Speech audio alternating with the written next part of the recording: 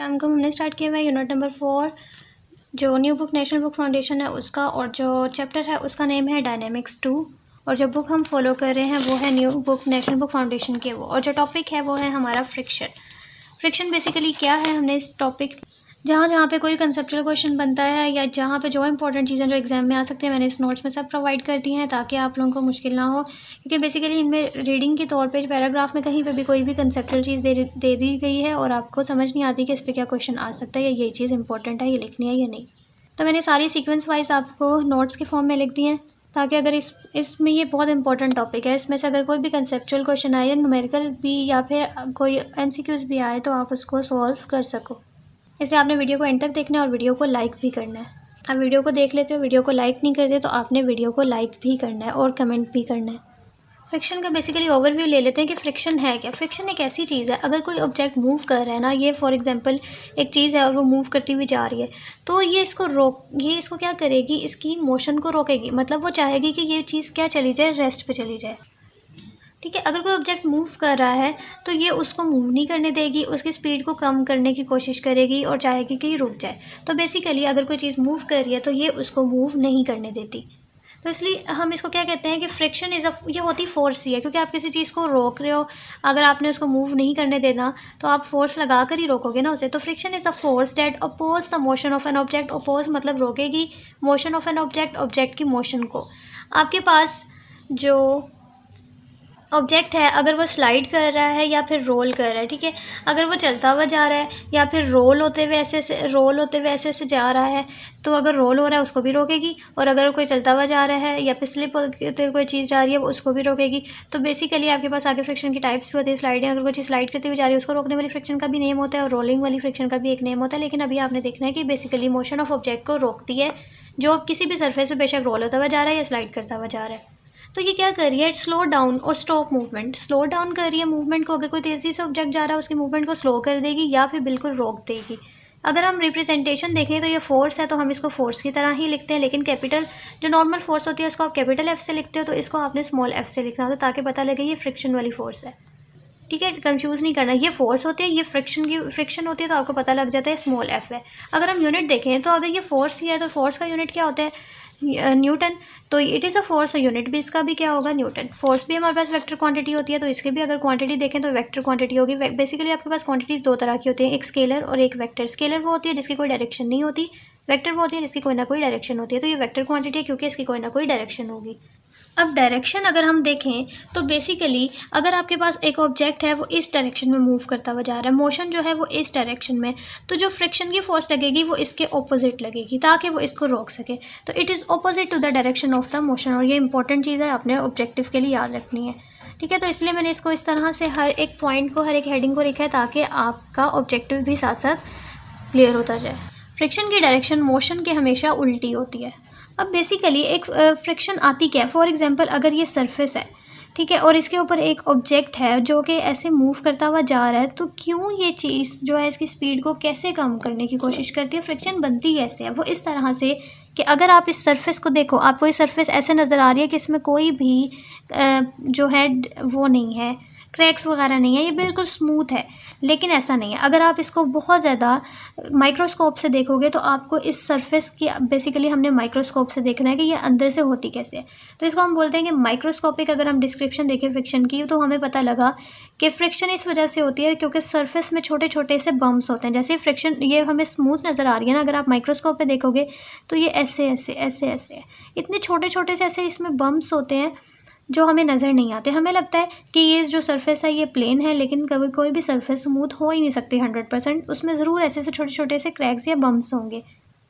तो आपने देखा कि फ्रिक्शन क्यों होती है, क्योंकि सरफेस में छोटे छोटे बम्प्स होते हैं। When two surfaces touch these bumps stuck together. अब आप देखो इसके ऊपर ये जो ऐसे, अगर ये चीज़ है, ये ऑब्जेक्ट है और इसने जाना है, इस ऑब्जेक्ट की भी ये सरफेस प्लेन नहीं होगी, इसमें भी क्या होंगे, ऐसे छोटे छोटे से बम्प्स होंगे। तो बेसिकली ये जो सरफेस, ये बम्प्स आपस में ऐसे फंसते हुए जाते हैं, इस वजह से स्पीड हमारे पास स्लो होती रहती है। ठीक है, बेसिकली ये बम्प्स आपस में एक दूसरे के साथ क्या हो जाते हैं, ऐसे एक दूसरे में ये फंस जाते हैं, अटैच हो जाते हैं। तो these bumps stuck together making it hard for them to move past each other. इसीलिए इनका मूव करना जो होता है मुश्किल हो जाता है और हमारे पास जो स्पीड है वो स्लो होती जाती है।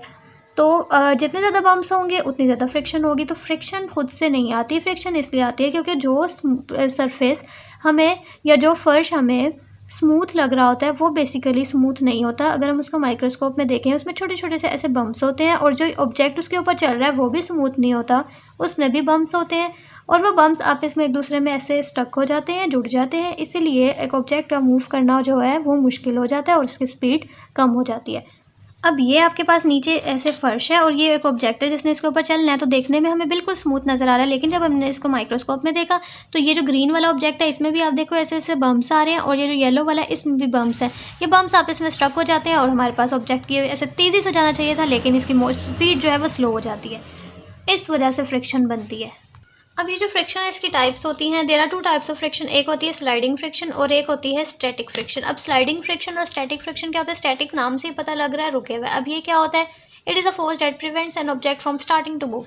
स्टैटिक मतलब रुका हुआ है। अब एक ऑब्जेक्ट है, ये ऐसे रेस्ट पे पड़ा हुआ है, अब मैंने इसको स्टार्ट करवाना है, तो ये इसको स्टार्ट करवाने से भी रोकेगी, ठीक है। तो इसके ऊपर क्या लगेगी? एक फोर्स लगेगी जो इसको स्टार्ट नहीं करवाएगी, मुश्किल से स्टार्ट करवाएगी। किसी भी चीज़ को स्टार्ट करना मुश्किल क्यों होता है? क्योंकि उस पर फ्रिक्शन लगे हुए। इन दोनों में बेसिकली इसमें भी रेगुलरिटीज़ हैं, इसमें भी रेगुलरिटीज़ हैं, ये आपस में धसे में फ्रिक्शन ज़्यादा है, तो इसलिए इसको धक्का लगाना, फोर्स लगाना, फ्रिक्शन को ओवरकम करना वो मुश्किल है। स्टार्ट करवाना इसलिए मुश्किल होता है क्योंकि फ्रिक्शन ज़्यादा होती है। तो ये स्टैटिक फ्रिक्शन होती है जो रेस्ट वाले ऑब्जेक्ट्स पे लगती है। जैसे ऑब्जेक्ट रेस्ट पे पड़ा है, मैंने इसको मूव करवाना है, तो ये मूव करवाना इसको मुश्किल है क्योंकि इस पे क्या लग रही है? फ्रिक्शन लग रही है, ठीक है। तो it is a force that prevents an object, ये वो फोर्स है, ये वो फ्रिक्शन है जो प्रिवेंट्स एन ऑब्जेक्ट, ऑब्जेक्ट को रोकती है। प्रिवेंट का मतलब रोकना, फ्रॉम स्टार्टिंग, स्टार्ट होने से, to move, from starting to move, move करना स्टार्ट करने से, when it is at rest, वो रेस्ट पे था। जैसे बुक जो है वो भी टेबल पे पड़ी हुई है या पेन यहाँ पे पड़ा हुआ है, इस सब को मूव करवाना मुश्किल होता है क्योंकि इन पे स्टैटिक फ्रिक्शन लग रही होती है जो इसको मूव करवाने से रोकती है।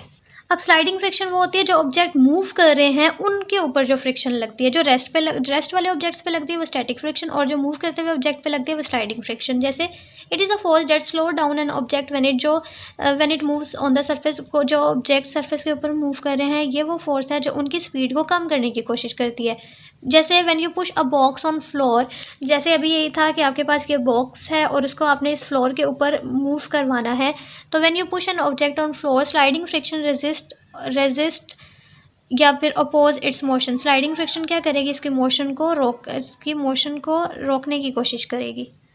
अब ये जो फ्रिक्शन है हमें लग रहा है कि इसके सिर्फ नुकसान है, इसके सिर्फ नुकसान नहीं है, ये एडवांटेजेस भी होते हैं इसके। अब एडवांटेजेस क्या है कि आपकी जो सोल है, जो सोल क्या होता है? जो शूज़ के नीचे वाला हिस्सा होता है उसको बोलते हैं सोल।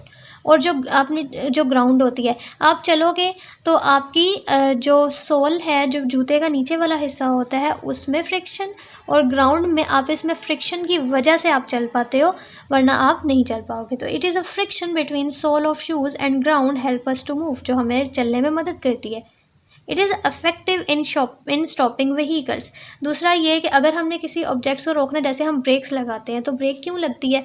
क्योंकि फ्रिक्शन की वजह से। रोड और टायर के दरमियान क्या होती है? फ्रिक्शन। अगर रोड और टायर के दरमियान फ्रिक्शन नहीं होगी तो हमारी ब्रेक्स कभी भी ईजिली नहीं लग सकती, ठीक है। इसी पॉइंट को थोड़ा सा मैंने एक्सप्लेन भी कर दिया है कि जो फ्रिक्शन है between tyres and roads helps to drive the car, उसी वजह से गाड़ी चलती भी है और ब्रेक्स भी लगती हैं।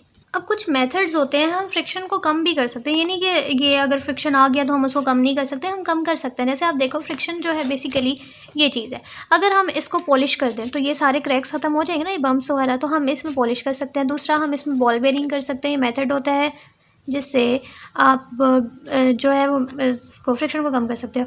दूसरा, आप इसमें ऑयल यूज़ कर लो या फिर कोई भी ग्रीसी चीज़ें आप यूज़ कर दो, तो वो भी इसकी चीज़ों को क्या कर देगी? ख़त्म कर देगी। वैसलीन ऑयल आप इनमें डाल दो तो वो भी इससे ये जो आपके, अगर आप इसमें देखो ऑयल वगैरह डालो तो वो इसको फिल कर देगा ना इसको, और फिर ये सरफेस ऐसे ऐसी है ना, ऐसे आप इसमें ऑयल डालोगे तो ये ऊपर से ऐसे स्मूथ हो जाएगी। तो इस तरह से हम ये सारे मेथड यूज़ कर सकते हैं। पॉलिशिंग क्या है? If you polish the rough surface they become smooth, और स्मूथ हो जाएगी और फ्रिक्शन कम हो जाएगी। Ball bearing, this method convert the sliding friction is converted into rolling friction by using ball bearing. इसमें हम जो स्लाइडिंग फ्रिक्शन होती है उसको रोलिंग फ्रिक्शन में कन्वर्ट कर सकते हैं। और आपके पास जो लुब्रिकेंट्स होते हैं जैसे ग्रीसेस वगैरह, फ्रिक्शन जो होती है certain liquid is less than the solid surface, therefore oil और ग्रीस इज अप्लाइड। आप जो ये मशीनरी पार्ट्स होते हैं, आप कभी कभी उसको ऑयल लगाते हो ना, वो ऑयल क्यों लगाते हो?